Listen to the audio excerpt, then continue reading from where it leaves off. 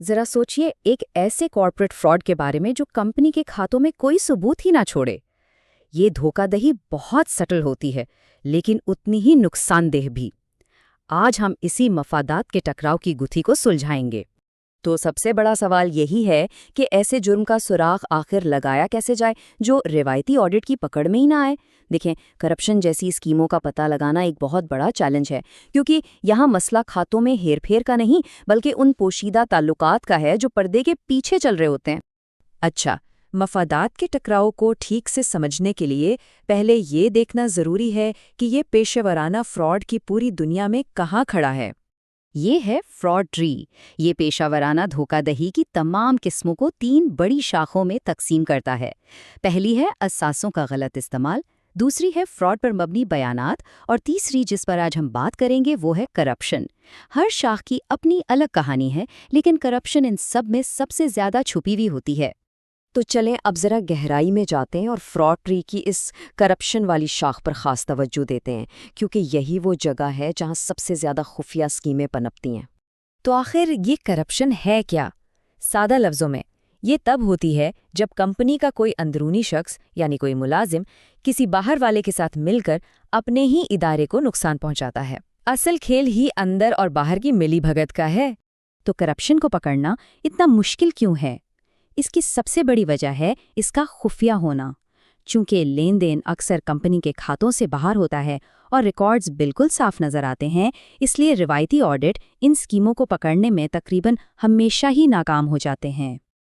اب کرپشن کی بھی کئی قسمیں ہیں، لیکن آج ہم جس ایک خاص قسم پر بات کر رہے ہیں وہ ہے مفادات کا ٹکراؤ۔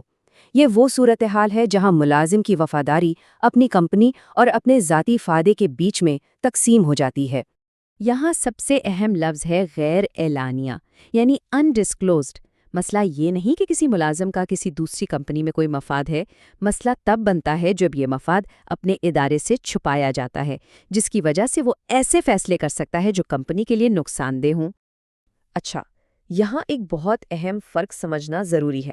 اکثر لوگ مفادات کے ٹکراؤ اور رشوت کو ایک ہی چیز سمجھ لیتے ہیں، لیکن ایسا ہے نہیں۔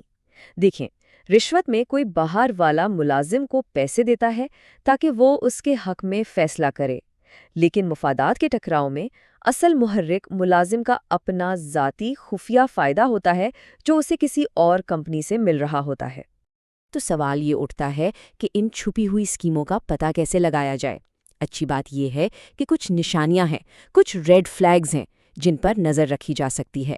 چلیں ان پر ایک نظر ڈالتے ہیں۔ پہلی اور شاید سب سے عام نشانی کا تعلق لین دین کے حجم سے ہے۔ ذرا اس چارٹ کو دیکھیں، یہاں کیا نظر آ رہا ہے؟ ایک وینڈر الف، جس کے ساتھ لین دین باقی سب سے کہیں زیادہ ہے۔ جب کسی ایک وینڈر کو اچانک بہت زیادہ بزنس ملنے لگے، خاص طور پر باقیوں کے مقابلے میں، تو یہ ایک بہت بڑا ریڈ فلیگ ہو سکتا ہے۔ یہ اس بات کا اشارہ ہو سکتا ہے کہ اس وینڈر کو کسی خفیہ تعلق کی وجہ سے نوازا جا رہا ہے۔ یہ تو ایک کلاسک نشانی ہے۔ سوچیں کہ اچانک پتہ چلے کہ جس ملازم کے پاس ٹھیکے دینے کا اختیار ہے وہ کسی وینڈر کا قریبی رشتہ دار یا دوست ہے۔ خاص طور پر اگر یہ تعلق چھپایا گیا ہو تو یہ خطرے کی ایک واضح گھنٹی ہے۔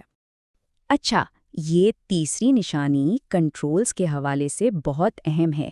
سادہ زبان میں اس کا مطلب ہے کہ جب ایک ہی شخص کے پاس بہت زیادہ اختیارات ہوں، یعنی جب فراڈ کرنے کا موقع بھی اسی کے پاس ہو اور اسے چھپانے کا بھی۔ اس کی مثال ایسے سمجھیں، ایک ملازم ہے جو ایک نئے وینڈر کو سسٹم میں شامل کرتا ہے، اور پھر وہی ملازم اس وینڈر کے بل بھی ادائیگی کے لیے پاس کرتا ہے۔ جب چیک کرنے والا اور کام کرنے والا ایک ہی شخص ہو تو چیک ان بیلنس کا پورا سسٹم ہی ختم ہو جاتا ہے اور فراڈ کا راستہ بالکل صاف ہو جاتا ہے۔ کبھی کبھی ایسا بھی ہوتا ہے کہ تعلقات تو بتا دیے جاتے ہیں، لیکن مینجمنٹ ایک بار منظوری دے کر بس بھول جاتی ہے، اس پر کوئی نظر ثانی نہیں ہوتی۔ وقت کے ساتھ ساتھ ایک جائز اور بتایا ہوا رشتہ بھی ناجائز فائدے میں بدل سکتا ہے اگر اس کی نگرانی نہ کی جائے۔ یہ جو اقتباس ہے، یہ اس پورے مسئلے کا خلاصہ ہے۔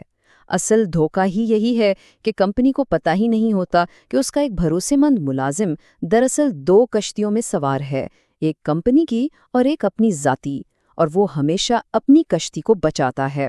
تو ہم نے خطرے کی نشانیوں کی تو بات کر لی، لیکن ان سے بچا کیسے جائے؟ اب ہم دیکھیں گے کہ تنظیمیں اس قسم کے فراڈ کو ہونے سے روکنے کے لیے کیا ٹھوس اقدامات کر سکتی ہیں۔ یہ کنٹرولز دفاع کی کئی دیواریں کھڑی کرتے ہیں۔ فرائض کی علیحدگی موقع کم کرتی ہے۔ انکشاف کی پالیسیاں شفافیت لاتی ہیں۔ لازمی چھٹیاں بھی بہت اہم ہیں۔ کیوں؟ کیونکہ جب فراڈ کرنے والا چھٹی پر ہوتا ہے تو اس کی جگہ جو شخص کام کرتا ہے اسے گڑبڑ پکڑنے کا موقع مل جاتا ہے۔ اور آخر میں ایک گمنام ہاٹ لائن ایماندار ملازمین کو بغیر کسی ڈر کے آواز اٹھانے کا راستہ دیتی ہے۔ اور آخر میں یہ سوال کہ سب سے بڑے خطرات اکثر ان لوگوں سے آتے ہیں جن پر سب سے زیادہ بھروسہ کیا جاتا ہے۔